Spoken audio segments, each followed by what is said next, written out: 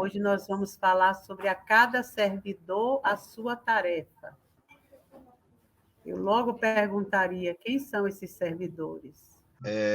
Realmente um tema instigante, importante, muito presente no nosso dia a dia e no dia a dia de todos os seres humanos encarnados, né? No presente, na presente vivência aqui na Terra. E é muito interessante, eu estive pensando bastante sobre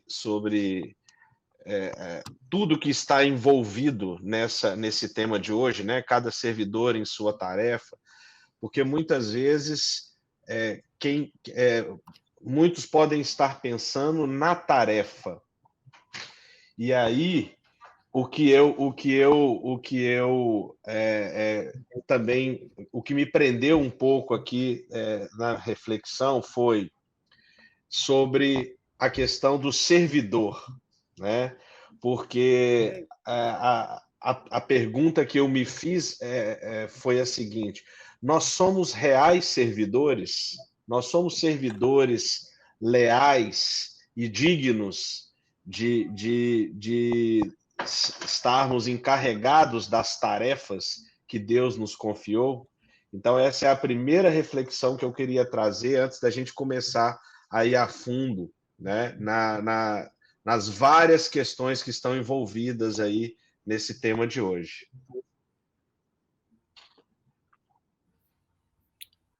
Vai, Má. Porque não é só isso, Rafa. Eu acho que há várias perguntas. Hein? Sou eu que falo agora? Acho que eu pulei aí. Não, é porque a Rafa falou nas questões que advêm do tema, né? E realmente eu pensei no servidor, porque a gente sabe que se a gente está falando de servir, né? Se é um tema que envolve o Evangelho, Jesus servia, né? Jesus servia a Deus e era filho de Deus, né? Então a gente fica com aquele enigma. Mas Jesus era Jesus e nós não temos ainda toda essa experiência de vida para nos tornarmos servidores. Né? Quando é que você se torna um servidor? Para qual tarefa, entendeu? Fica uma coisa meia vaga assim, né, Lina? Ou então imposta, né? Tem essas coisas. Exato. E acho que, pensando nisso tudo que vocês falaram, realmente, não sei se o meu som está saindo meio atrasado aí, tá? Não, tá legal. Para mim tá legal. Eu acho que nós começamos esse estudo sobre a cada servidor a sua tarefa, baseado num texto que foi de Emmanuel, que ele traz várias considerações que nós vamos trazer aqui hoje, mas é um comentário para um versículo de Mateus, em que Jesus fala sobre a construção, né? Todo homem que ouve o que ele diz e constrói a sua casa sobre a rocha, ele pratica, né? O homem que ouve e pratica o que ele está falando é como o homem que construiu a casa sobre uma rocha. Então, acho que esse momento que a gente se torna um servidor, né? Quando a gente ouve e age em cima do que nós estamos ouvindo. Então, acho que um primeiro passo quando a gente começa a estudar e a tentar compreender o Evangelho, eu acho que um primeiro passo é imposto mesmo. Muitas vezes a gente ou pela nossa casa, pela nossa família, pela religião que nossos pais seguem, e a gente começa a ouvir sobre o Evangelho. Eu, particularmente, na minha caminhada, eu passei por uma fase assim que, estudando história e tudo que eu acho que foi mais o que nós fizemos ou interpretamos sobre o que foi deixado pela mensagem de Jesus, em que o homem tomou para si, forçadamente usou uma interpretação do Evangelho para um proveito próprio, e acho que a gente vê isso quando a gente estuda, desde que os romanos adotaram o cristianismo, a gente começa a estudar a Idade Média, que foi a idade uma idade muito trevosa, e que, conforme a gente foi estudando tudo isso, eu particularmente me afastei um pouco da religião, da igreja, do estudo que deveria ter sido da mensagem, que foi um estudo, e passamos para o estudo da história do que o homem fez.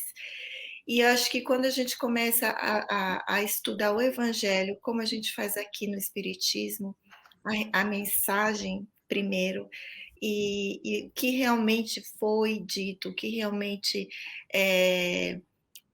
ele quis dizer com isso, muda completamente a visão, e eu acho que muda completamente como a gente age, como a gente começa a fazer da nossa vida um segmento, não é? Você procura, você passa primeiro a fazer alguma coisa, tenta fazer alguma coisa, mas quando as coisas começam a retornar, você começa a ter um retorno, que aí a gente começa a arregaçar mais as mangas, começa a trabalhar mais, dar mais de servir. Eu acho que a gente começa com um aprender, aí você começa a trabalhar, estudar, e aí você começa a tomar gosto, e não é mais porque você é obrigado, não é mais porque alguém disse para você fazer, não é porque alguém mandou você fazer, não, é um prazer assim que vem de dentro de nós mesmos, conforme o amor vai crescendo, vai desabrochando em nós, né? É um processo que leva tempo, eu acho. Por isso que eu acho que é importante a gente ter não querer as coisas assim. Eu entrei hoje, ouvi hoje uma palestra, e amanhã eu já sei tudo, eu já consigo fazer. Como Marisa disse, tem essa fase de questionamento e de tentar se posicionar. Tem uma outra questão muito interessante que eu queria trazer. Nós vamos ver, né, ao longo da discussão, vários exemplos que o Emmanuel faz na prática, né, mostrando que cada pequena parte tem a sua importância no todo, né? Mas, de acordo com o que a Lina acabou de falar e com o que a Mar questionou aí no início, né, dessa questão das tarefas serem impostas, tem uma questão interessante, que é o fato de nós ainda sermos devedores, né? Estarmos num processo de provas e expiações, e quando nos disponibilizamos para uma nova reencarnação e assumimos os compromissos que nós queremos trazer do plano espiritual, né? Nós sabemos que é muito difícil, quando chegamos aqui, diante das influências todas que ainda sofremos e do livre-arbítrio disponível para tomarmos as nossas decisões e ações, de uma maneira natural, muito ainda inerente a nós seres humanos, nós muitas vezes vamos nos encontrar insatisfeitos diante das tarefas que nos são apresentadas, né? Então, muitas vezes, nós vamos ter essa sensação de que nós estamos ou no lugar errado, ou fazendo o que não deveríamos estar fazendo, ou que não merecemos estar fazendo, né? Por causa dessa nossa falta de resignação, dessa nossa condição ainda muito inferior diante de alguns assuntos. E dessa forma, eu acredito que nós estamos sendo insubordinados às leis divinas, né? Porque Deus, na sua justiça infinita e na sua misericórdia, não vai permitir a nós, né, passarmos por uma provação ou por uma experiência que não seja ou que não deva ser proveitosa para nós. Então, por esta razão, muitas vezes nós vamos estar insatisfeitos, vamos estar comparando a nossa condição com a condição do outro, né? Sem colocarmos na balança que cada um merece o que tem, o fardo não é mais pesado do que nos é possível carregar, né? E que nós precisamos nos libertar dessa, até certo ponto, rebeldia diante da lei, né? Para assumirmos a nossa tarefa e abraçarmos a nossa missão em proveito próprio e em proveito do coletivo, né? De acordo com a lei de sociedade. Porque eu ouvi Divaldo falando ontem numa palestra que eu estava assistindo, né? O que seria se todos nós quiséssemos cobrar impostos? Quem pagaria? Se todos nós quiséssemos cobrar impostos, não haveria aqueles que... Oi? Está escutando? Eu estou. Vocês estão me escutando? Sim. Sim. Então tá bom. Então era isso que eu queria levantar, né? Essa questão. Acho que é a internet do centro que está aqui falhando. Tá, eu vou repetir o final, Mar, que eu estava dizendo o seguinte, que nós precisamos nos libertar e abraçar nossa missão, né, de acordo com a lei de sociedade, onde cada um vai desempenhar um papel que tem importância no coletivo e, ao mesmo tempo, que acrescenta individualmente para cada um de nós. E eu vi numa palestra ontem o Divaldo dizendo, né, o que seria, né, se todos nós quiséssemos cobrar impostos, quem os pagaria? Né? Não haveria aqueles para pagar os impostos. Então, é uma pequena comparação que pode ser levada para diversos campos da nossa vida no dia a dia. Uma coisa que eu não sei se tem a ver com isso que você estava falando, porque eu não ouvi tudo. Mais uma coisa que eu acho que Jesus nos ensinou desde o primeiro dia foi mostrando essa coisa da tarefa, né, do serviço que cada um tem, tanto pelo comportamento dele para conosco, né, de mestre, de ensinando a gente a manejar as ferramentas que a gente ia precisar usar para construir essa espiritualidade que estamos até hoje tentando construir. E isso começava pelas virtudes. Aí eu lembrei do episódio da fé do tamanho de um grão de mostarda, quando os apóstolos dizem a ele assim, mestre, aumenta a minha fé. Ou seja, eu quero curar igual você cura, e agora acabei de ficar impossibilitada, então você está aí, aumente a minha. E ele diz, não, se tiverdes a fé do tamanho de um grão de mostarda, poderia mandar esta montanha mover de um lugar para outro. Ou seja, a culpa é sua, né? Que ele dizia tudo assim bonitinho para não dizer assim. Vocês é que são incompetentes, eu não posso aumentar uma massa que não tem fermento dentro. Como é que ele vai fazer essa massa? É mágica? Né? Era isso que ele queria dizer, que a gente tinha que trabalhar para aumentar a fé. E aí foi, se a gente for olhar o passo a passo de Jesus, tudo o que ele ia fazer, a gente ainda não tinha como fazer, porque não tinha aquela virtude desenvolvida. Então, era um trabalho de alguma coisa que estava dentro de nós, como ele disse, ama o seu próximo. Como é que eu faço isso, mestre? Trabalhando o amor. Sirva. É aí que eu acho que ressoa esse sirva, entendeu? Pratique o serviço, pratique fazer o bem ao outro e sua fé aumenta. Né? Pratique ajudar o outro nos seus processos e a sua tolerância vai aumentar. Respeite a limitação do outro e você vai virar um ser mais compassivo. Né? Não queira tudo que o outro tem, porque precisa haver a diversidade. Né? Cada um com o seu quinhão daquele momento para aquela experiência. Então, não ambicione. E aquele que tem, não seja avaro, porque senão vai ficar todo mundo fora do ritmo da vida, né? Ó, engoliram Lina lá. Traz ela.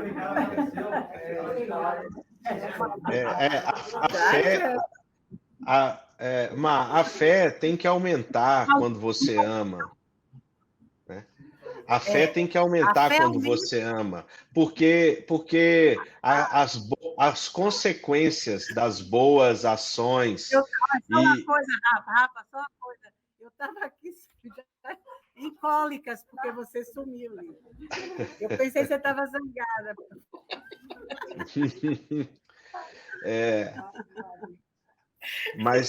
Mas a fé ela tem que aumentar quando você ama e quando você se dedica à sua tarefa, porque os resultados positivos, eles retornam para nós. Então você vê tudo aquilo acontecer e acredita, e aumenta a sua vontade de acreditar, né? Então é muito legal o que você falou por causa disso. Como você disse, o outro quer ser o que está próspero, né? Aquele que não tem a prosperidade quer o que almeja o que o outro tem como prosperidade, mas ele não fez o caminho que o outro fez. Mas nesta vida eu não tinha dinheiro nem para estudar, então, meu amigo, recolha-se agora o que você pode com isso que você tem. Essa é a sua grande experiência. É que a pessoa, às vezes, quando anseia o que é do outro, ele não vê nele as mesmas ferramentas para adquirir, talvez não aquilo material, mas a possibilidade de, né, o valor dentro dele.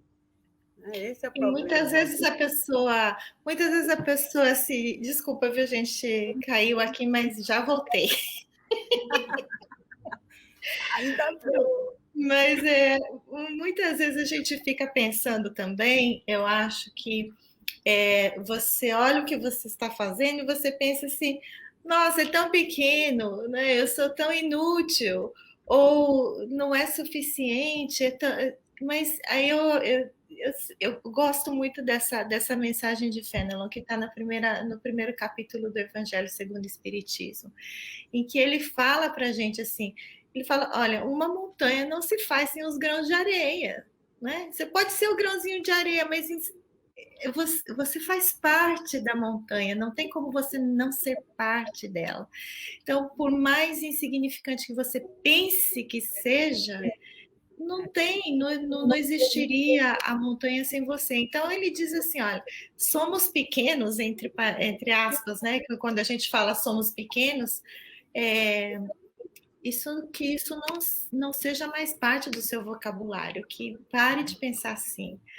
Você, dentro da sua missão, que por menor que seja, e eu acho que nós temos montanhas assim, que quando eu fico pensando no grão de areia, que ele não está solto, ele precisa daqueles que estão ao seu lado, precisa dos que estão abaixo dos que vieram antes, e os que estão acima. Então, também essa ligação que a gente tem que ter, porque se a gente for pensar a família é uma montanha, não é? Os nossos pais vieram antes, nossos antepassados vieram antes, nós temos aqueles que estão aqui do nosso lado hoje, tem aqueles que virão, e cada um de nós tem a sua parte, o seu serviço, a sua tarefa.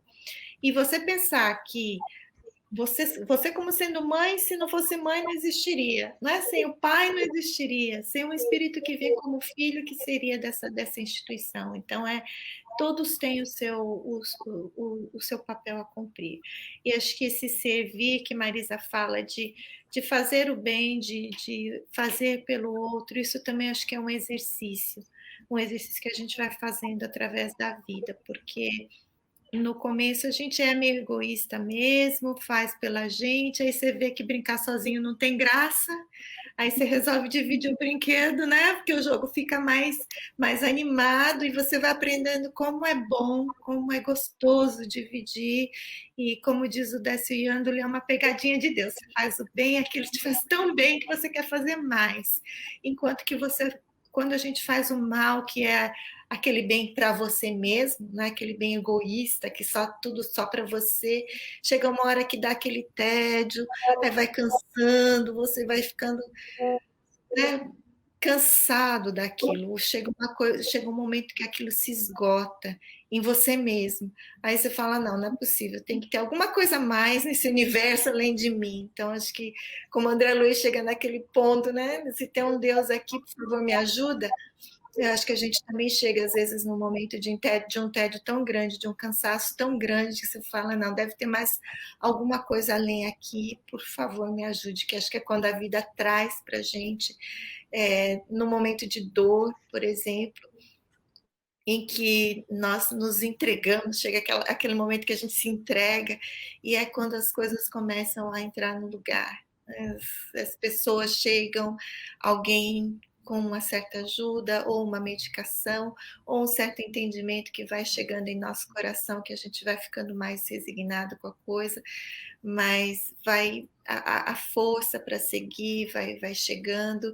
Eu acho que isso que o servir traz para a gente de experiência de volta, que vai dando esse impulso para seguir em frente. Posso falar? Por favor. Não, eu queria lembrar, né, que nós fazemos parte de um projeto muito maior, né, e que, na verdade, nós podemos fazer, definir o universo em diversos níveis, né? Cada um de nós é um universo que faz parte desse universo maior, que são as comunidades, os países, o planeta, e esse grande organismo que é o planeta depende de cada uma das células que estão contidas nele neste momento, e somos cada um de nós, né? E na mensagem do Emmanuel, né, ele coloca uma coisa muito interessante a respeito do aprimoramento espiritual. Ele fala, né, que em cada fase de realização do aprimoramento espiritual, como acontece em cada setor de construção do progresso físico, ou seja, nós estamos todos aqui para progredirmos, né, na direção do melhoramento, na direção da busca do divino. Preceituam os fundamentos divinos, seja concedida a cada servidor a sua própria tarefa. Então, em vários planos simples da natureza, né, ele vai trazer para nós essas comparações de que o todo nunca se completa sem a participação de cada pequena porção que integra aquele universo, né? E aí ele fala uma coisa que eu achei muito interessante aqui sobre plantas que estão na mesma porção do solo e expostas às mesmas condições climáticas, né, vão ter papéis diferentes. Não adianta querer que a sarça produza laranjas e que os mamoeiros produzam cravos, porque cada um tem o seu papel naquela porção ali do solo. E assim somos nós, né? E tudo depende muito do que a Má falou, que eu achei eu separei uma passagem para trazer aqui, mas eu vou deixar ela mais para o final, que tem a ver com essa questão do amor, né? Tem a ver com essa questão de estar satisfeito e realizar a sua tarefa satisfeito, né? Sem esse egoísmo e sem essa comparação, achando que o outro está numa condição melhor do que a sua porque Deus é injusto, né? Deus é melhor para ele do que é melhor para nós, né? Porque isso definitivamente não é uma verdade.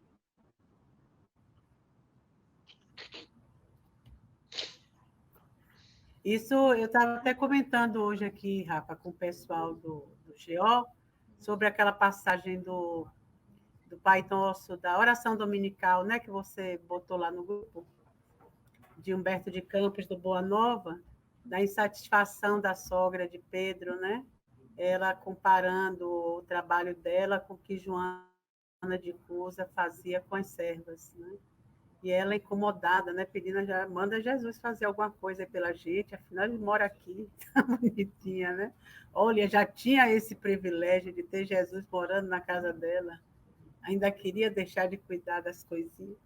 Mas é assim mesmo, e esse papel de cada servidor, porque o que Lina falou aí no início sobre a reencarnação, né? Quando a gente forma a família e tudo, e daqui deixa, e vai, cada um vai também fazendo a sua formação depois daquilo, e depois desencarna, e depois volta, porque esse é o grande lance, né? E, então, nada se perde, você está fazendo um papel em determinada encarnação, a gente até comentou isso hoje também, numa outra encarnação já é talvez um outro tipo de função, de tarefa, e é assim que a gente vai, porque a gente tem que aprender tudo, todos têm que aprender tudo, não há diferença a isso. Agora, lógico que os papéis têm que ir diferenciando para poder haver o conjunto da obra se formando, né? Uns no momento que são mestres ensinando aos discípulos, o outro daqui a pouco já é mestre, ensina ao outro, já aprende do outro mestre, já e aí vai. Primeiro porque nós somos da pá virada, então a gente não sabe, hoje a gente está aqui, né, fazendo todo esse esforço para ir aprendendo essas coisas da vida imortal, da vida que vai ser em qualquer encarnação que a gente vem, a gente vai ter esse ritmo, vai haver esse ritmo. Mas será que nós vamos fazer a escolha de seguir no ritmo? Ou vamos dizer assim, ah, não, alguma coisa me diz que eu já estou cansada disso, não. Não tem alguma coisa mais fácil aí para a gente fazer? Né? Vamos detonar aí umas florestas, vamos afogar uns patinhos, vamos. Será que a gente não vai vir ainda com as tendências, as más tendências que ainda não foram controladas, mais afloradas pela, sei lá, pelo renascimento, pelo meio que vamos estar? Quer dizer, são provas em cima de provas, testes em cima de testes, e vai virando expiação aquilo que a gente não consegue controlar ainda, né? Então, vai causando sofrimento, e lá se vamos nós. Então, não é uma coisa definitiva, por isso que eu acho que estamos assim agora, num excelente momento, essa fase assim que veio essa pandemia da maneira que veio, e sabe, é uma fase assim que os olhos abriram-se um pouco mais. Então, eu acho que daqui para frente vai ser muito bom, né? E aqueles que estão mais velhos do que eu, que forem primeiro, quando voltarem, a gente vai estar aqui para recebê-los, né, Rose? Então, por favor, recebam a gente de volta. Não comecem a tomar pílula, a fazer qualquer coisa que a ciência venha a dizer, não, não tenho filhos, não, tem que ter. A não ser que a gente nasce de proveta, de qualquer coisa, né? De espirro. Espirrou, nasceu. Olha, Lina, Algum já vai jeito não dá. gêmeo, vai vir assim. Mas é interessante, né? Essa maneira que a gente tem, assim, ainda a dificuldade que a gente tem a gente compreende, mas às vezes não aceita lá dentro, ainda não aceita esse ritmo assim. Devo me ajustar. Né? A gente entende, mas ainda não se ajusta a esse ritmo, né? Eu acho que, pensando assim, quando a gente lê essas histórias de Humberto de Campos, às vezes eu ficava pensando, ei, Lili, eu ficava pensando assim, gente, eles viviam com Jesus ali, café da manhã, passava o dia no barco, jantava, dormia, né, passava 24 horas por dia juntos, ouvindo essas lições, vendo esses exemplos, mas a gente ainda tinha nesse coração assim, e eu, né? E eu? Pensando, aí eu fico lembrando de Divaldo, Joana, tantos livros que você me ditou aqui, nunca me mandou uma mensagem, quando ela fala, tudo foi para você, né? Jesus, assim, acho que falando para nós, tudo que eu estou fazendo aqui é para vocês, e você ainda está pensando que não tem o suficiente ou que está faltando alguma coisa. Então, assim, se não é esse faltar alguma coisa, se nem com Jesus do lado da gente, né, se prova maior que isso, de que é um trabalho interior, de que é um esforço que a gente precisa fazer em nós mesmos, mas eu acho que o segredo assim, do que ele fazia era: faz isso que eu estou fazendo, né? Confia nesse momento, assim, olha, confia que fazer o bem dá certo, confia que na hora que você cuidar de alguém, amar alguém, o amor dentro de você vai crescer. Confia que quando você fizer isso mesmo, faça uma oração, conecta com o maior. Mas não, eu não estou conseguindo nesse momento. Mas tenta calar um pouquinho o seu coração e usa a sua vontade para se conectar com algo maior que você. Porque acho que era isso que ele fazia, né? Ele trazia a gente para um lugar, né? Ia para uma colina, ia para subir a montanha, ou atravessava o lago para sair da confusão, da multidão, porque acho que nós somos uma multidão dentro de nós mesmos, e às vezes nós temos que nos silenciar, aprender a silenciar essa multidão que somos, de personalidades, de vidas, de quereres, de angústias, de talvez consciência de que tiramos muita coisa do lugar e que agora a gente vai ter que colocar tudo de volta, mas que no momento agora só é pedido para nós assim, uma coisinha que a gente dá conta, e às vezes a gente acha que não é o suficiente, mas é um começo, e calar todas essas angústias, eu acho que no começo é muito difícil, é um exercício que a gente vai fazendo até conseguir essa conexão maior, né? Mas esses exemplos que ele dava no dia a dia é que vai mudando a gente aos pouquinhos, porque no começo a gente leva um tapa, não é? Já quer dar outro de volta, e ele ensina a gente, não, espera um pouquinho, respira fundo, veja exatamente o que está acontecendo. Será que esse tapa foi algo para te acordar? Foi uma situação que, na verdade, veio para transformar algo dentro de você que precisava ser transformado? E a gente fica naquela reação, naquele momento reativo que nem pensa, né? Aquilo não cresce dentro de nós, aquilo não cria raízes, e às vezes é preciso uma dor maior para conseguirmos entender que essa tarefa é nossa. Tem uma coisa interessante, Lina, quando eu fui ler, né, a passagem lá do Boa Nova, no capítulo 18, a oração dominical, essa passagem de Pedro e de Jesus, primeiro eu fiquei imaginando, né, como sempre eu falo aqui no livro Boa Nova, eu visualizei a cena, né? Você visualiza a cena como se... Porque ali a gente tem um relato que a gente pode apostar muitas fichas que aconteceu daquela forma, né? Porque foi dada a Humberto de Campos a oportunidade de visualizar a cena acontecendo novamente antes de ditar isso para o livro, né? Então, primeiro isso, né? E segundo, eu fiquei pensando, né? A conversa começa com Pedro questionando Jesus se Deus ouvia a todas as orações, né? Porque muitas vezes a gente acha que está orando e se conectando a Deus e não está sendo ouvido, né? Porque muitas vezes a gente pede o que a gente não precisa ou que ainda não merecemos alcançar. Então, ele não vai conceder algo que ainda não está na hora de chegar até nós. E aí, e por fim, as comparações, né? Porque Pedro coloca justamente em questão o fato de haver ali desigualdades materiais que ele observava e que certamente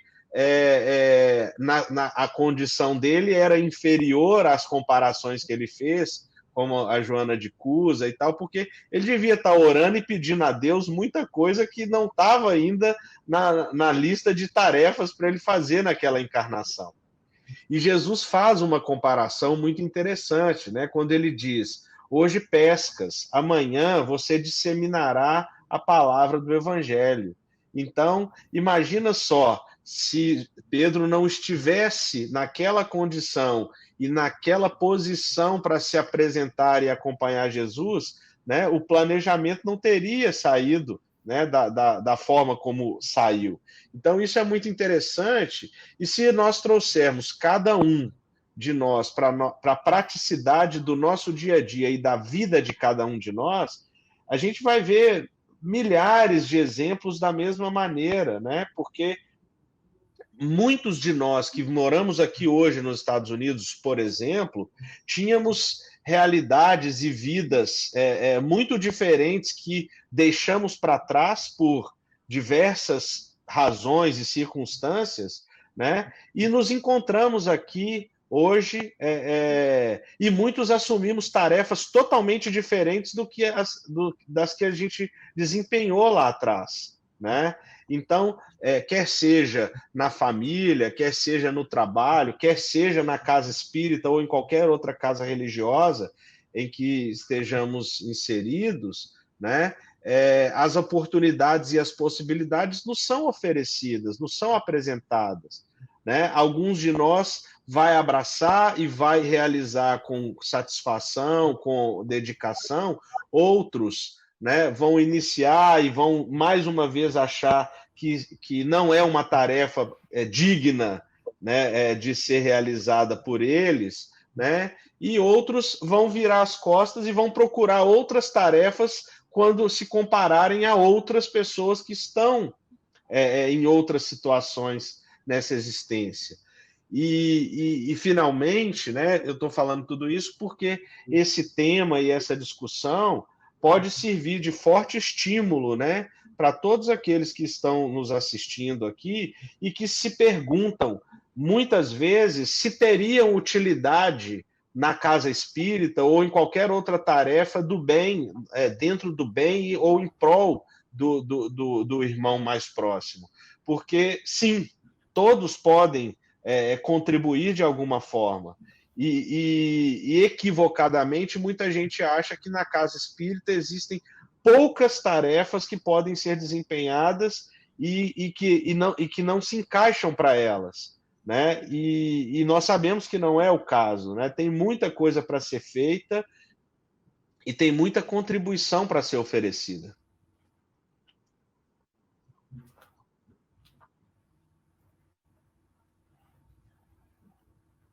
Volta, Rafa. Alô? Alô? Voltei? Você parou? Estou aqui? Voltei? Oi, Rafa. Estamos lhe ouvindo agora. Desculpa. Bom, onde que eu parei?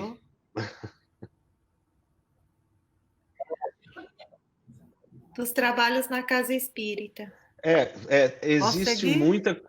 Existe muita contribuição a ser feita por qualquer tarefeiro que queira se apresentar para o trabalho. Eu acho que numa seara dessa, tão, onde a lei de amor é que rege tudo e todos, né? E todas as experiências são regidas por essa lei magnânima, não tem ninguém melhor do que ninguém, né? E eu achei essa passagem também do que você falou aí do Boa Nova maravilhosa por isso, né? Quando Pedro pergunta se Deus ouve as orações, que ele diz que desde que o homem passou a raciocinar, todas as orações são ouvidas. Ou seja, está sob a lei, está sob o comando de Deus, nada escapa, né? E outra coisa que eu achei bacana também foi que ele falou sobre esse intercâmbio e as diferenças, como a sogra de Pedro, né, achava que ela, cultivadora ali da hortinha, dos legumes, era menos que a Joana de Cusa, que tinha as servas, né, que tinha sob o comando, sob a responsabilidade dela, todas aquelas pessoas, né? E aí ele diz que ela tem a responsabilidade de encaminhar pessoas, que é tão grande quanto a da sogra dele, de fazer aquele trabalho da terra, de cultivar, de fazer com que aquilo germine e dê bons frutos, né? Agora, uma coisa que ele deixa a dica é isso, né? E quem poderá garantir que Joana de Cusa continuará com esta tarefa? Porque a sogra de Pedro, tem essa tarefa de cultivar a terra até o fim. E Joana de Cusa, depois que sai da posição que ela tem, ela passa dores terríveis. É por isso que ele diz no início, né? A dor do general é a mesma dor do menor, do soldado, né? Então, a dor não difere para ninguém. E será que a sogra de Pedro aguentaria a dor que Joana teve que passar na mesma encarnação? Então, essas coisas é que precisam ser pesadas e medidas, e aí a gente vê que está tudo no lugar certo. Está todo mundo fazendo aquilo que pode fazer, que está disposto a fazer naquela encarnação, né? Então, é muito interessante essa...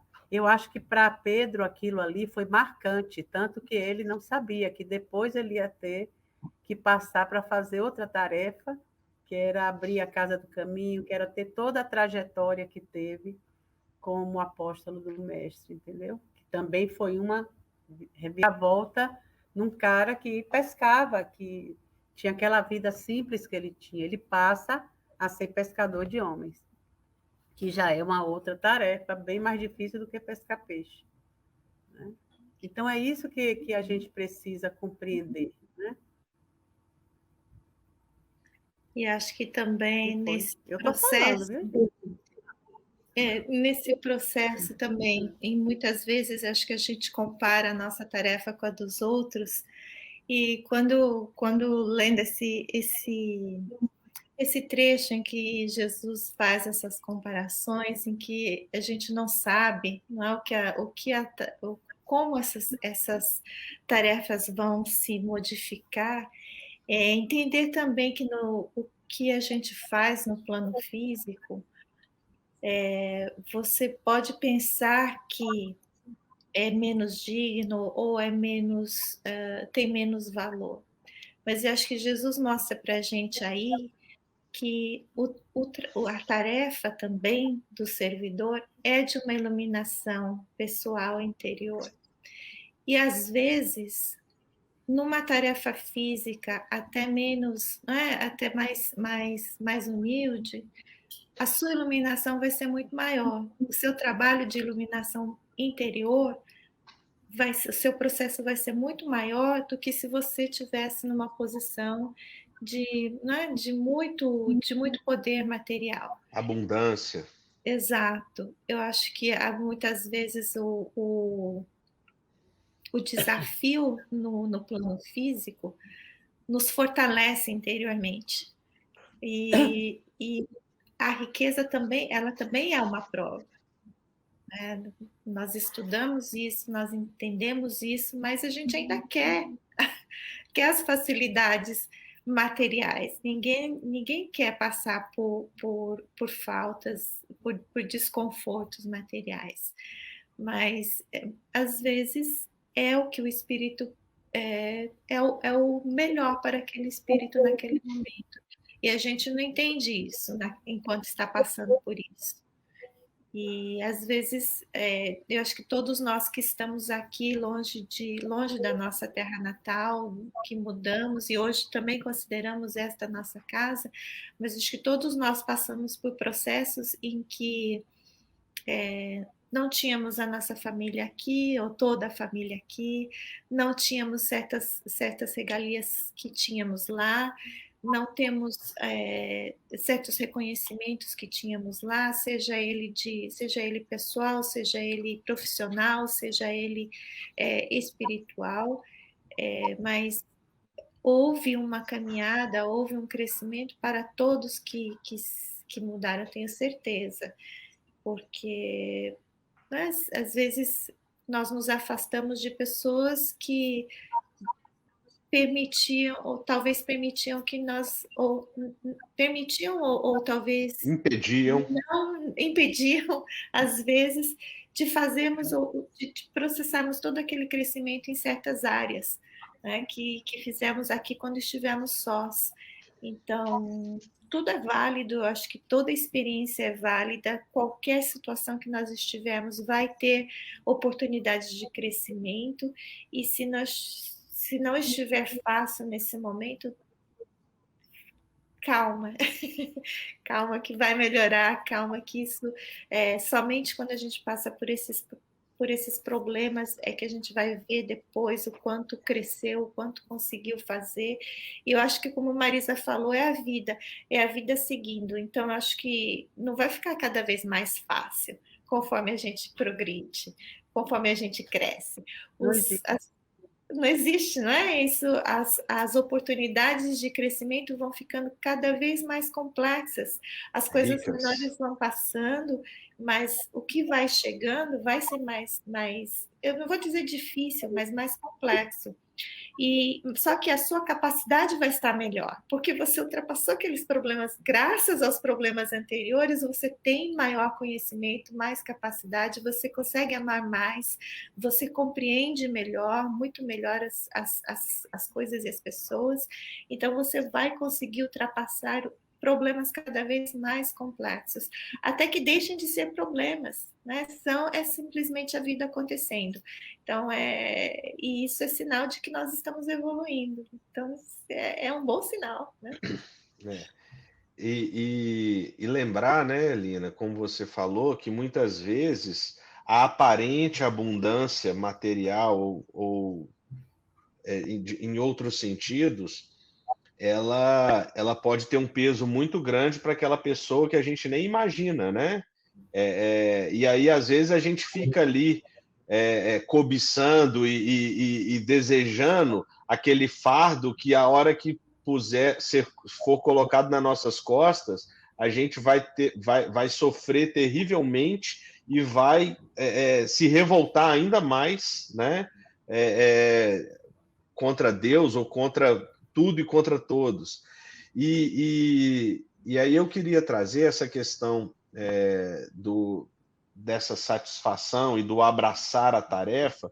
Eu acho que ela vai ter muito a ver com o amor próprio, tá? Porque, primeiro, essa satisfação plena de vida e de servir, né, plenamente, ela vai depender de quanto nós nos amamos e de quanto nós valorizamos a nossa capacidade e a nossa aptidão para o que quer que seja oferecido ou apresentado para nós como tarefa, né? Porque se nós não conseguimos amarmos a nós mesmos, nós não podemos amar o próximo, não podemos amar a Deus, né? E não podemos nos subordinar a isso que Deus está nos oferecendo como oportunidade nessa existência. Então, a reflexão ela tem que passar por essa questão da reforma íntima e do amor próprio, para que nós possamos oferecer o que temos de melhor dentro de nós, para que a tarefa seja bem feita e bem realizada. E aí eu queria também lembrar, né, para acrescentar aqui uma comparação para o nosso tema, da parábola dos talentos, né, onde o Senhor dá a 3 servos quantias diferentes, 2 deles multiplicam e um deles enterra o talento, achando que vai devolver para o Senhor o que foi dado por medo ou por incapacidade de fazer com que aquilo prosperasse e aumentasse, né? Mas nós podemos ver que todos os 3 são servos nas mesmas condições, né? Com a mesma importância, porém com oportunidades e possibilidades diferentes. Então, a possibilidade nos é dada, né? E somos todos criados da mesma maneira e com os mesmos potenciais, mas muitas vezes nós estamos enterrando o nosso talento e na hora de prestar contas, né, nós vamos ter que nos explicar com relação ao fato de não termos aproveitado a oportunidade para crescer e para fazer daquilo ali um aprendizado e algo que a gente possa agregar na nossa bagagem de conhecimento.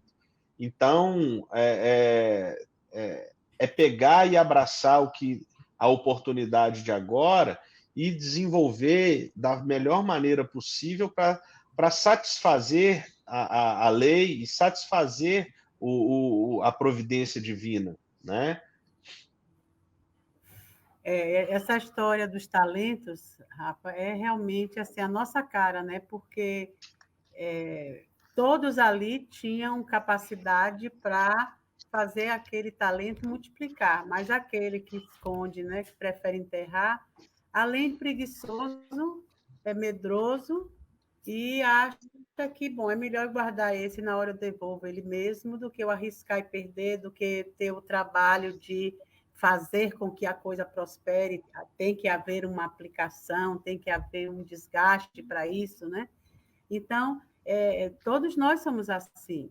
Por isso que é difícil, às vezes, a gente ter quando a gente lê qualquer coisa do Evangelho, a gente se colocar lá, como desde da fé, né, do tamanho de um grão de mostarda, Jesus dizendo, aplique-se, faça.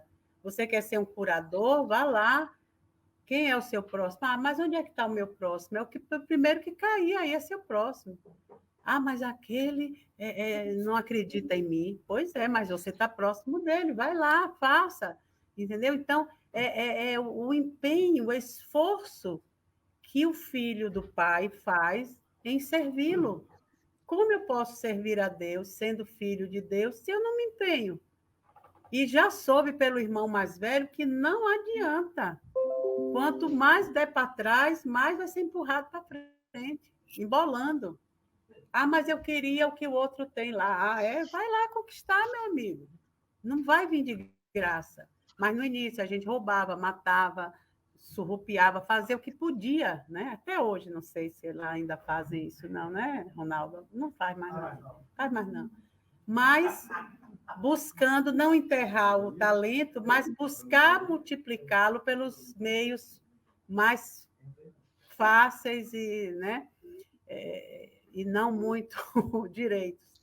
Então, também não é por aí. Então, a gente vem vindo aprendendo, não só vivendo o papel, mas também vendo acontecer com os nossos irmãos e já acreditando na imortalidade, nas reencarnações, né, como lei, a gente já tem ideia assim, puxa, será que eu já venci aquilo ali? Será que se eu estiver naquele lugar lá onde as pessoas governam todo o país, será que eu vou ter o mesmo empenho, a mesma boa vontade que eu tenho aqui entre quatro paredes? Como será que eu vou me ver lá? Então, essas coisas que a gente tem que colocar em mente, que temos que dar hoje, graças a Deus, com o que temos e onde estamos. Já começa por aí. Obrigada, Senhor, pelo dia de hoje, com o que eu tenho e o que eu não tenho, o que eu gostaria de ter e aquilo que eu não consigo realizar, e viver essa experiência, né? Essa novela de hoje, vivendo cada um papel que lhe foi designado e fazendo dele o melhor que pode. Porque não tem, eu acho ainda, na Terra, nos dias de hoje, ninguém feliz de dizer, não, eu consegui, olha, eu estou aqui como Jesus, sabe? Só cumprindo uma missão, daqui a pouco eu mesmo, se ninguém me crucificar, eu mesmo me crucifico e caio fora. Não tem, não tem. Todos nós somos o time, esse time daquele que reclamava com uma sogra de Pedro, se comparava, queria que o outro fosse, achava que o outro era mais, Pedro também achando. Somos todos desse nível, né? Olha, não consigo fazer isso, você faz para mim, ou então faça e diga que fui eu que fiz. Porque o que eles pediram na época com a cura do menino endemoniado era isso.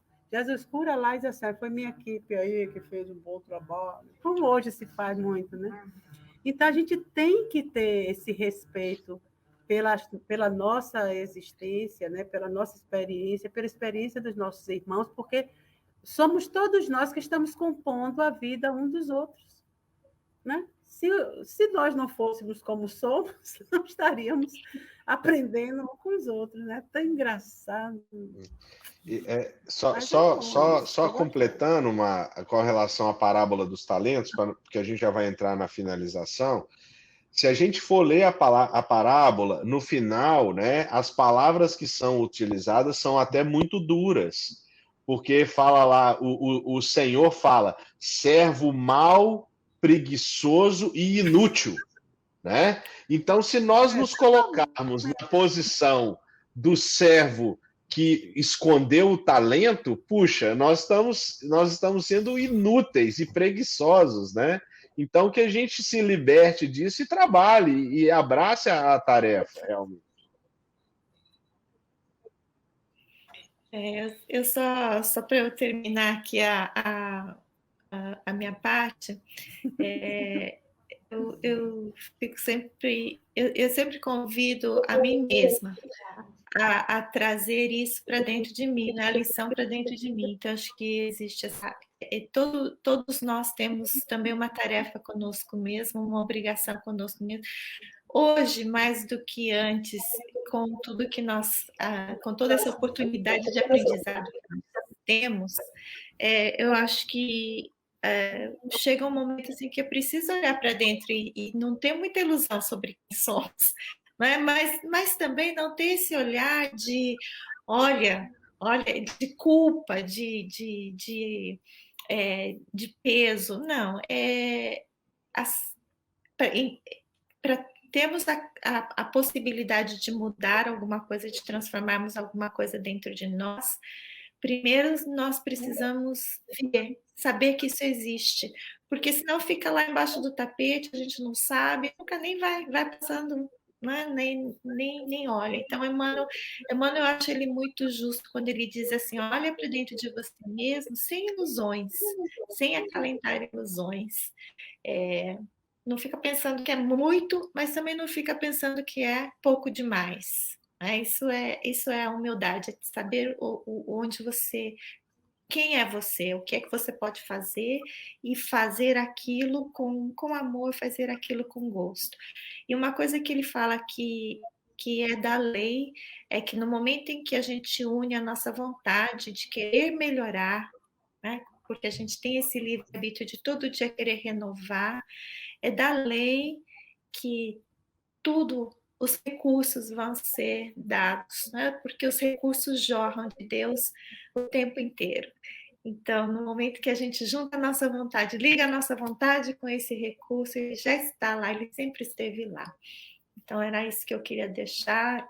A tarefa está aí para todos nós e todo dia, a qualquer momento, é hora de começar. Eu também gostaria de falar uma coisa que eu lembrei aqui agora, que a gente tem muitas vezes expressa isso assim muito, essa dificuldade que a gente tem com a linguagem do Evangelho, por ser, né, uma linguagem mais antiga, ou também do Livro dos Espíritos, o modo como os espíritos se expressavam, e que às vezes a gente tem dificuldade de ler. E a gente vai ressignificando alguma coisa, né? Como olvidar, no outro dia até falei assim, olvidar eu nem leio mais, eu já leio, esqueci, eu já olho para a palavra, já vejo ela de outra forma. Mas muitas vezes, quando lemos essas passagens, né, em que Jesus foi um pouco mais duro, né, conosco, algumas coisas que a gente ouve os espíritos também se direcionarem para a gente com palavras assim mais duras, do modo como o homem às vezes se coloca diante da empreitada, diante do seu próximo, como ele faz. E a gente às vezes fica assim, poxa, a gente tinha que reescrever esse negócio aí, como se fosse assim, para ficar melhorzinho. Eu acho que quando a gente pensa isso, é porque está lembrando que naquela hora aquilo estava servindo, né? Você ouve o som da voz chegar no seu coração e lhe acordar. Ei, cadê? Aí você diz assim, poxa, será que ninguém vai reescrever? Não tem um evangelho com um palavreado mais brando, né? É mesmo que o pai, quando está falando, que fala mais duro assim, aí será que ele não podia falar mais brandinho, né? Vem algumas linhas de psicólogos dizendo, não fale assim, fale com o seu filho. Filhinho, meu amor, você acabou de derrubar o telhado da casa, anjo. Entendeu? Então, e às vezes, naquela hora, tem que dar uma investidazinha, assim, um pouquinho mais, né? Para o menino. Palmadinha educativa. Não, nada de palmada. Bateu, não, eu também sou contra. A não ser que seja aquela de amor, muito amor. Ser amor. Mas eu acho que a gente está com tudo, né? Eu acho assim, esses estudos do Evangelho assim tão enriquecedores que, Ave Maria, a gente dorme todo dia melhor por causa deles. Eu queria encerrar rapidamente, pedindo licença para ler aqui a mensagem 76 do livro Minutos de Sabedoria, do Carlos Pastorino, que diz o seguinte: não limite o poder de sua vida. Não pense que conseguirá tudo o que deseja numa só existência, mas confie, porque a vida é eterna, infindável. Não pense também que depois desta irá iniciar uma vida diferente. Nada disso. Esta mesma vida é que continuará sempre. Portanto, procure aumentar seus conhecimentos e aperfeiçoar-se, verificando como é rápido o momento atual, comparado com a eternidade.